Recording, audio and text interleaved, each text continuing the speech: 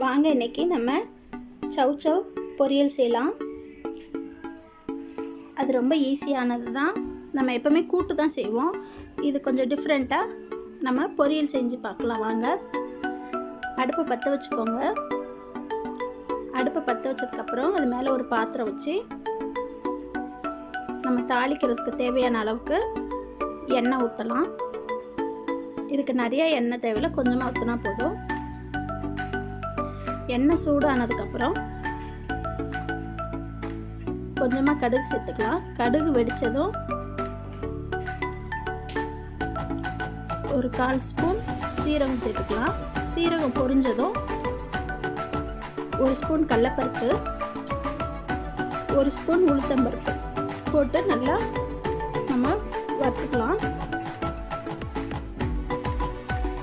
நல்லா பொன்னிறமாக வதங்கினதுக்கப்புறம் இதில் நம்ம வெட்டி வச்ச சவ் சேர்த்துக்கலாம். சவ் வந்து கொஞ்சம் சின்னதாக கட் பண்ணிக்கோங்க. இதை போட்டு நல்லா வதக்கிக்கோங்க.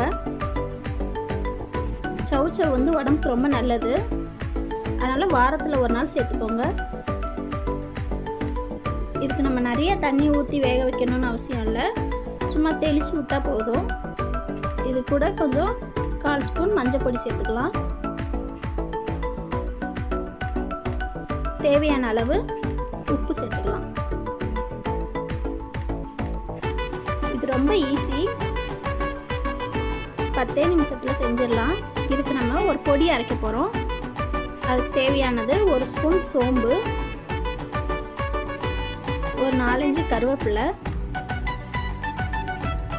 2 தேங்காய் சில்லு,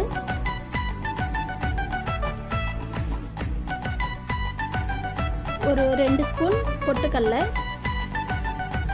ஒரு 4 வரமிளகாய். இதை சேர்த்து நம்ம வந்து பொடியாக, ரொம்ப பொடியாக வேணால் கொஞ்சம் குறைன்னு அரைச்சி எடுத்துக்கிடலாம் மிக்சியில்.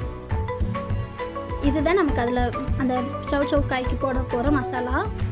ஏன்னா மிளகாய் பொடியெல்லாம் சேர்க்கல. ஒரு கொஞ்சம் தண்ணி லேசாக தெளித்து விட்டு நல்லா வேக வைங்க. காய் நல்லா வெந்து தண்ணி நல்லா சுண்டுனதுக்கப்புறம் நம்ம அரைச்சி எடுத்து வச்ச பொடி சேர்க்கலாம். இது பாருங்கள், இப்போ நல்லா வெந்து சுருண்டு வந்துருச்சு. இந்த டைமில் நம்ம பொடி பண்ணி வச்ச மசாலாவை சேர்த்துக்கலாம். இந்த பொடியை சேர்த்து ஒரு 2 நிமிஷம் நல்லா கிண்டுங்க. நல்லா கிளறினதுன்னா அந்த மசாலாலாம் அந்த காயில் நல்லா ஒட்டிக்கும். இது ரொம்ப டேஸ்டியாகவும் இருக்குது. நம்ம எப்போ பாரு கூட்டு செஞ்சு சாப்பிட்றதுக்கு இந்த மாதிரி டிஃப்ரெண்ட்டாக செஞ்சு சாப்பிட்லாம். ரசம் சாதத்துக்கு ரொம்ப நல்லாயிருக்கும். ஒரு தடவை ட்ரை பண்ணி பாருங்கள். உங்களுக்கு பிடிச்சிருந்தால் லைக் பண்ணுங்கள், ஷேர் பண்ணுங்கள், கமெண்ட் பண்ணுங்கள். மறக்காமல் இதை செஞ்சு பாருங்கள். உங்களுக்கு பிடிச்சிருந்தா மறக்காமல் சப்ஸ்கிரைப் பண்ணுங்கள்.